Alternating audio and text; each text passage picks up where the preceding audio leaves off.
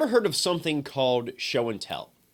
It's a classroom activity in which students bring something special from their home to show while they tell the class about it. Now, suppose a girl brought in this fancy jewelry box in for show and tell.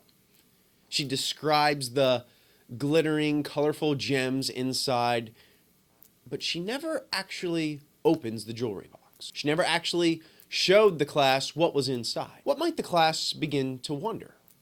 They might think, are the things she's saying actually true? Are there actually jewels and gems inside this box? Or is she just making all this stuff up? You see, the show part of show and tell is very important because it provides proof of what they're telling. Now, think of the Bible. The Bible is filled with God's words, words that always tell the truth about who God is and what he's like. But is there anything that actually shows that the things the Bible says are true? Does God show us who he is and what he is like in a way that we can actually see it? In Romans chapter 1, verse 20, the Apostle Paul writes these words: his invisible attributes, his eternal power and divine nature have been clearly perceived ever since the creation of the world in the things that have been made. This verse tells us that there is something invisible or something unseen. What is it? Well, it's God's attributes. Attributes are qualities or characteristics that God has. They describe who God is and what he is like. They tell us something of his greatness and his worth. But notice the very next thing that this verse tells us.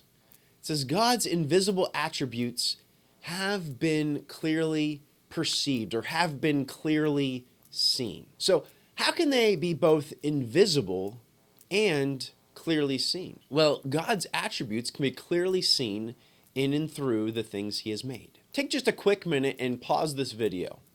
And while you do that, look out the window if you can and name all the things that you can see. Or maybe make a list of all the yummy foods that you've had this week. All these created things are showing you just a glimpse of God's greatness and his worth. So when you see a dog playing and running after a ball, God is showing you a little bit of his own happiness. When you bite into a yummy apple, God's showing you a little bit of his goodness. When you hear the rumbling of thunder, God's showing you a little bit of his great power.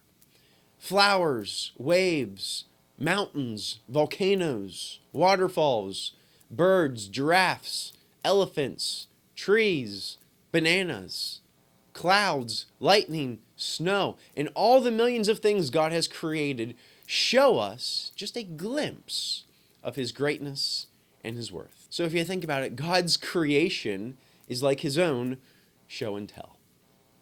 Psalm 19 says, "The heavens declare the glory of God, and the sky above produces his handiwork.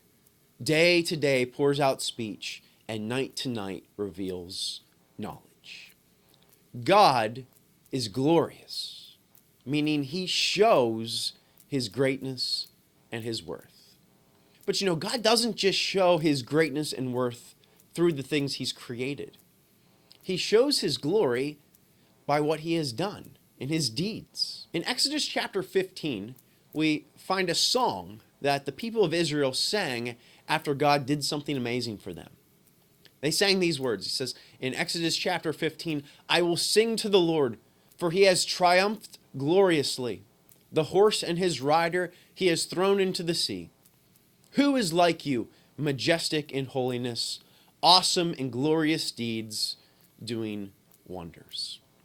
Here in the book of Exodus, God has just freed the Israelites from captivity in Egypt. God miraculously parted the Red Sea so that his people could walk to safety. But the Egyptian armies followed Israel to bring them back to Egypt.